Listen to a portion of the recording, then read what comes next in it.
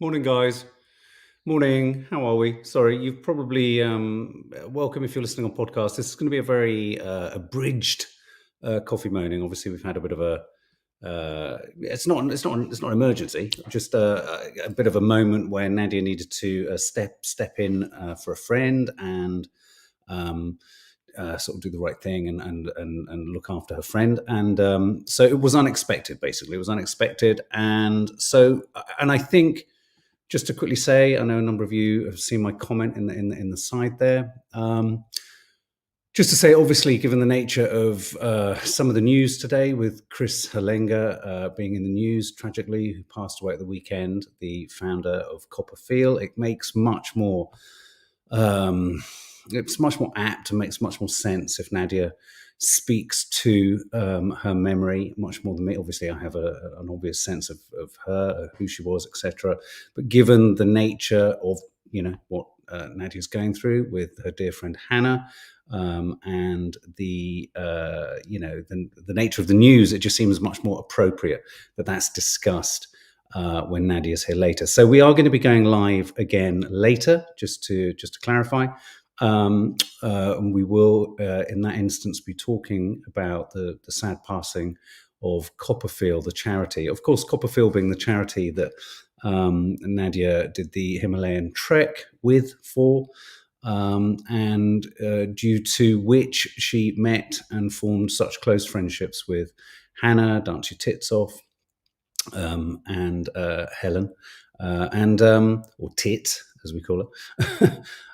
So this is very sad news, and it's impacted on it impacts on everyone anyway, but it sort of impacts in an extra deep way on those who are obviously whose lives are directly impacted by breast cancer and secondary cancer. So obviously, really sad news over the weekend, and I've got some photos here. I've got a short film that some of the papers are running regarding how she had. I don't know if you remember, Kris Hallenga had a living funeral to celebrate her life. Something that's such a sort of sensible thing, isn't it? There's always that sort of question: why do we do this when we're dead? Why do we get everyone together that this person would have liked together in the same room whilst they're alive, which she did? She really, as I understand her, she lived life to the full.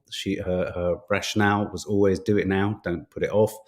And also, she was a salutary lesson in, I think, again, I'm not entirely intimate with the exact details, but I believe she was given a very sort of short life expectancy, but managed to live a rich life for 15 years. And I think that speaks to an aspect of the whole topic of cancer, living with cancer, our darling friend Hannah's story with this, trying to get this drug in her too. And the whole, the whole idea that just because you have cancer doesn't and shouldn't be a sort of death sentence, and shouldn't be, and that it doesn't mean that you can't still live a full life for a protracted period of time. And it's I suppose, and if you can have drugs, and if you can have meds, and if you can do things or achieve things with a mindset too, that means you can live, as in Kris Hallenga's situation, for 15 years. Who's there? But for the grace of God, who's to say that, I don't know, something else might take me within 50? Do you know what I mean? So we want to get away from this idea that cancer is a death sentence. So obviously, I mean, I've spent some time just saying, what I would say if I was alongside Nads. But yeah, it just seems apt, and it seems poignant that Nadia is kind of, emotionally. That, again, as I say, there's no emergency, there's no developing news, nothing has suddenly, but there was an emotional need that was sudden. And bless her, Nadia, being the absolute stalwart she is, she's stepped towards her friend to look after her. So, as I say, later today, we will be talking about that. I figured, obviously, I could see that you were, or we could see that you were, all here chit-chatting as you would normally on a Tuesday morning, beginning of the slightly shortened bank holiday week. And I didn't want to sort of just suddenly go, yank it out the way. So that's why I'm here. it might make sense. And we've been talking the last couple of days. It's very difficult balancing out to get this the bad news, the good news, the sad news, the news. And I think we've kind of acknowledged and embraced the idea that we like to have fun, and we try to have fun with all of the news. I mean, you can't have fun with some of the news.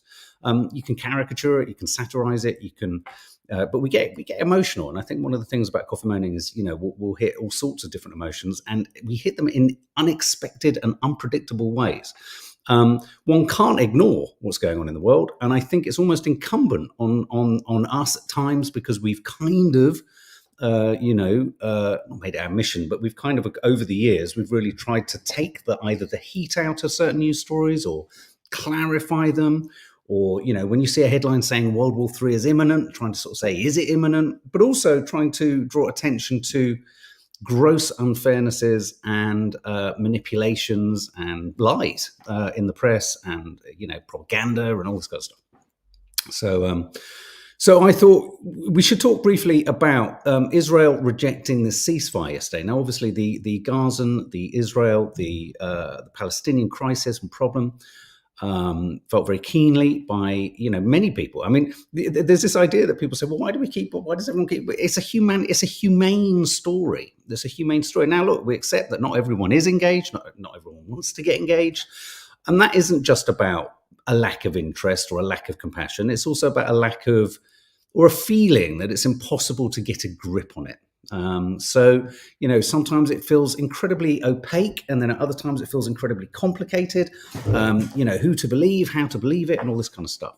But of course, we're coming from a perspective where, I'm not going to unpack the entire history of how we've approached this topic. We've approached it in an evolutionary fashion since October the 7th, starting from the position of absolutely, and still to this day, condemnatory sort of, attitude towards October the 7th, but trying to kind of clarify that everything that's going on in this conflict has a deep, deep historical origin.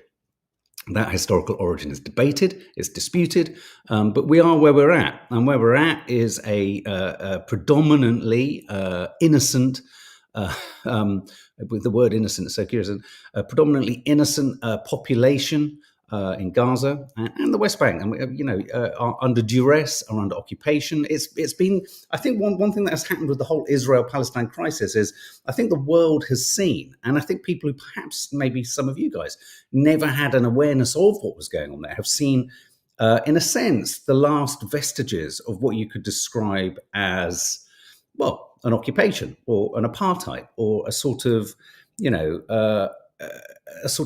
a gross unfairness. And in saying that, that doesn't mean you're saying that there shouldn't be, look, we're where we're at. There is Israel and there is, the Palestinians. And I think what everyone is looking for and everyone is hoping for is an equivalence and a two-state solution. Now, over the weekend, there's all sorts of kind of stuff going on. Al Jazeera had offices in Israel. And the often much championed and promoted idea that Israel is one of the rare democracies in the Middle East, and in many ways there is a democratic aspect, obviously, to Israel that is massively absent from many of their Arab neighbors. I think one has to pause and be cautious around running around the world proclaiming our democracy as the greatest thing since sliced bread. Because, where and when we have often walked into other countries, I'm thinking of places like Libya and Iraq, what we might think of it, is kind of, you could argue, it's a little bit of white privilege to just assume that these so-called, sort of, almost in colonial language, primitive cultures can't comprehend what voting's all about. Well, we were pretty primitive not that long ago too. And I think we have to kind of just pause for a second and just understand that different countries and different cultures evolve at different rates. And who are we to go around the world dictating at what rate and in what way they should develop? Of course, I think the one constant and the one consistent is any egregious acts, against life, or humanitarian law, or human rights abuses, etc., which is why, as the International Criminal Court have and are wanting to issue arrest warrants for the likes of the Hamas operatives that conducted October the 7th. This isn't getting reported in the press because it doesn't suit the narrative of thinking what the West want to promote is this idea that the ICC, the International Court, is somehow anti-Semitic or tilted against Israel. No, they're tilted against acts of barbarism and inhumanity. It just so happens that those have been done by a so-called terrorist organization, because obviously to certain people they're not in Palestine, but also by a nation and an army. And so, I think there's a real kind of, I think one thing you could actually say about the ICC is they're balanced and they're trying to be objective and neutral and fair in their sort of disciplinarianism, if you like. And so, to that extent, the crisis in Gaza is, as I say, is complicated. A ceasefire deal has been rejected by Israel. Israel are claiming that this wasn't the deal. This wasn't the deal that we were looking for. I don't wish to sound like Star Wars. It's not the droid you're looking for. Hamas agreed to a deal. This was after Al Jazeera. That's what I was saying. Al Jazeera had been removed from Israel. So this idea of this democratic, basically Israel have clamped down on freedom of press, essentially. They've been clamping down on any articulation of criticism. Anyone who's criticized the IDF or the government, they've been clamped down on quite heavily in Israel, certainly during the war. So Hamas accepted a sort of version of a ceasefire that was brokered by Egypt and Qatar. And there were scenes last night that were really, really quite moving and emotional and in many regards distressing. Nadia was incredibly upset and moved by them because, of course, in the streets of Rafah and other parts of the Gaza Strip, Palestinians were celebrating. It's the end. It's the end. It's the deal. Wait a minute. No, Netanyahu doesn't want the deal. He hasn't got the deal. And I think what we're beginning to see more and more in this crisis is that really the whole thing, we've been saying it since get-go, because we know what Netanyahu's been like way before October the 7th. This is all about self-serving for Netanyahu. Benjamin Netanyahu, the head of the Israeli government, has a vested interest in there being a conflict. So he doesn't have to face his own lack of popularity. He has certain kind of issues and cases and, fraud cases and all sorts of things kind of being brought against him. But I think he's immune to being sort of prosecuted whilst he's in charge. And weirdly, I mean, I've been of the opinion, I know we feel that, they've paused on Rafah, the invasion of Rafah, the Rafah crossing between Egypt and Gaza. Everyone in Gaza has been told, go to Rafah, it's safe, just like everywhere else in Gaza. Go here, it's safe, and then it's not safe and all that kind of stuff. So, so this Rafah invasion, which you've probably been hearing all the time, well, America's like, no, you can't do Rafah. Though I have to say, there's always the caveat, you can't do Rafah unless there's a guarantee of civilian safety. Well, based on the current track record of what America needs to hear from Israel to be guaranteed or made to feel okay with Israel's next bombardment or attack, I'm not entirely certain that whatever Israel says to America is to be trusted. Plus, the sort of the benchmark or the what's the word? The hurdle or the height or the level to which America needs Israel to get to in order for them to feel sort of satisfied that okay, all this won't be damaging. A bunch of leaflets dropped doesn't stack up. That's not it. So so the Rafah invasion, I think this has been on pause for so long because Netanyahu knows.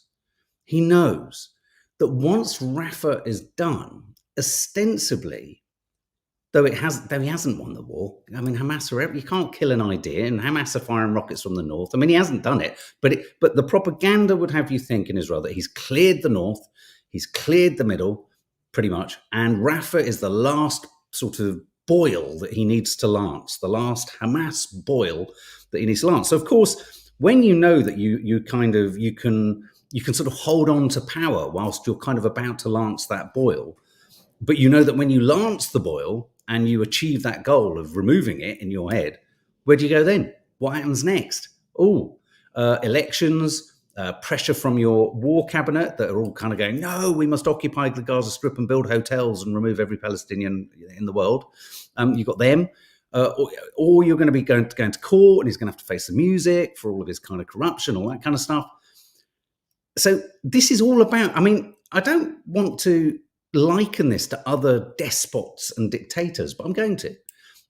This is about Netanyahu now. This is only about the leader of Israel. He's going to be under inordinate pressure. The Israeli government is now at the most troubling and difficult moment in this entire crisis, because this moment was always going to come. Now, I imagine that three things could happen here. These are my possible predictions on what's going to happen next. Behind the scenes, America are perhaps putting on such sort of pressure that Netanyahu is actually kind of thinking, shitting hell, my life is at risk here, everything's at risk here, I'm going to have to do what they say. And, we don't even know what that diplomatic pressure could be, because we'll never hear it and no one will ever want to reveal it. So there's that. So that could change it. But what I think more likely is going to happen, Netanyahu will make the Rafah invasion or the occupation or the attempt to clear out Hamas from Rafah. He will make this last as long as possible. So yes, this morning the news is that they've taken the Rafah crossing.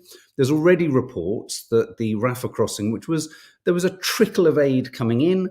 There was a trickle of people with really extreme surgical needs going through all sorts of administrative nightmares to get out and into Egypt. But the talk is that the limited aid that was coming in through Rafah now isn't. Israel are in control of that. So once again, that speaks to the idea that the Israeli approach to things is always hit the humanitarian aid first, or target that first, and then encircle, besiege. And we know what the ICJ thinks of this. This isn't the right way to do it. So I think he's either going to make it last a long time, or if he gets in there and it's relatively successful, be prepared for this. Hamas have reoccupied the north, or Hamas are back in. I think we're going to watch him pivot and wriggle towards any which way that he can promote or prolong this war. So how he's going to do that in a way that keeps the sort of, and if you think about it, if he's holding his government together through sheer fury and vitriol and hatred, as we've seen so many times from so many of these characters and from the IDF soldiers themselves, if he's having to hold them together with real nastiness and sort of vicious kind of, this is about, that you can only hold that for so long. You can only hold that for so long. Anne-Marie Shellard, the silence, ignorance from people in my life has been a painful eye-opener. It's isolating, sharing the truth. I don't mind people being ignorant, so long as when you start to talk about it or share or show that it's important to you, and that actually the implications and ramifications are massive and will filter into every single aspect of everyone's lives. Believe me, if we end up at war with Russia, part of that will come back down to this, because the West have sent out clear signals that all of the organizations that are allegedly there to maintain some kind of unity, neutrality, objective management and sort of legal parameters for the world, the United Nations, the international culture, the fact that America especially has run roughshod over them, has ignored them, has sought at all stages to block them, veto them, question them, essentially destabilize them. America have provided all those so-called axis of evil. Interesting narrative device that in a movie terms, isn't it? The axis of evil. What a great, if you wrote that in a script, it's great. It's funny, isn't it? How, and I love so much. I'm an American file. I love America. I love so many aspects of the culture. I love, there are many people in America, look at the protests at the universities, intelligent people who don't sign up to this, But I promise you now, baked into a lot of what's happening now and a lot of the totally disparaging attitude to things like the United Nations International Court of Justice and the International Criminal Court, I'm telling you right now, every other country in the world with, bad intentions or expansionist policies, what's going to stop them? Why should they not do it? Why should they not do it? And what one has to remember is, a lot of countries in the world, whether we like it or not, see Israel as the original creation of Israel as an expansionist occupation by America. And a lot of this conflict is kind of suggesting it is. So he's going to make RAFAH, or something else is going to happen where he's going to fire, and I'm not making light of this, but he might fire he might throw a firework at another Iranian consul, or you might see something much bigger. I mean, I wouldn't be at all surprised, I'm not saying it's going to happen, but I wouldn't be at all surprised if in the next 2 weeks, there's some other provocation or thing that happens between Israel and Iran or something. Or perhaps between Israel and Hezbollah or something that he needs something else to keep the fire of fury burning, and he's lost the fury, he's lost the fire, and there was the moment, wasn't there, with Iran where it felt like it could go which way. I mean, the point to remember here is America and Biden needs this to stop, because he needs to grab back some of the hemorrhaging support he's losing from young people.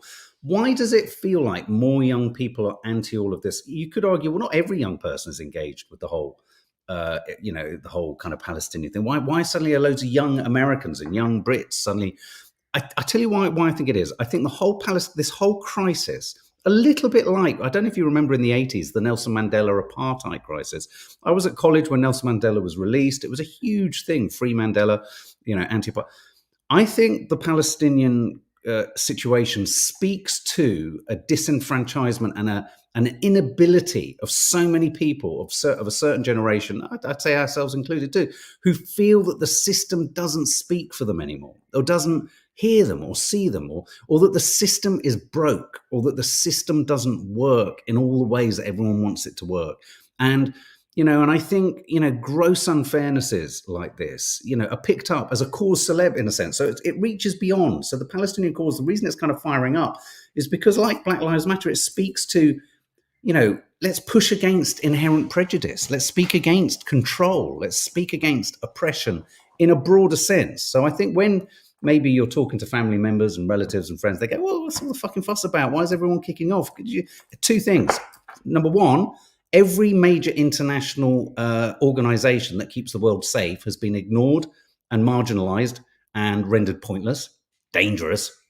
Number two, what everyone's seeing in this is a sort of articulation of huge, huge Western arrogance and control. So there you go. So in terms of, so the Rafah crossing is blocked. Israel rejects a ceasefire. They say they're going to negotiate. These are the ways. If Netanyahu climbs down now, which I think, well, at some point there has to come an end. All things come to an end. I mean, when there's no more Rafah, what happens next? He goes back north, maybe. I think, if he suddenly steps to the side, I think maybe, possibly, what could be happening behind the scenes is you might see a climb down from Netanyahu at the point and this would be ironic, I think America or some other country or a sympathetic country will say to him, here's your flight out, Benjamin. Take this flight, go over there, no one will come after you, live a quiet life. You often heard it in the 70s, wouldn't you? That the sort of, I don't know, the Duke of somewhere, the monarch of somewhere has gone into exile. I think he'd go into exile. I think that could be what's being brokered behind the scenes. Is there's a bunch of them all going, let's get exiled somewhere. So there we go. But anyway, I've talked much longer than I was going to. As I say, we will go live a little bit later, all being good and all being well, when Nads is back later this afternoon. And we will be doing though it seems like utter frippery, and I'd like to say here, there were pro-Palestinian, anti-Israel occupation demonstrators at the Met Gala in New York. We'll mention that too. We are going to have a spin through some of the footage from the Met Gala last night for a bit of showbiz escapism. Okay. So lots of love. I hope you have a good day. All of our thoughts obviously are with Nads and with her dear friend Hannah. And I just wanted to touch base with you and say hello. Anyway, all right, guys. See you a little bit later. Bye. Just going to sit here and wave.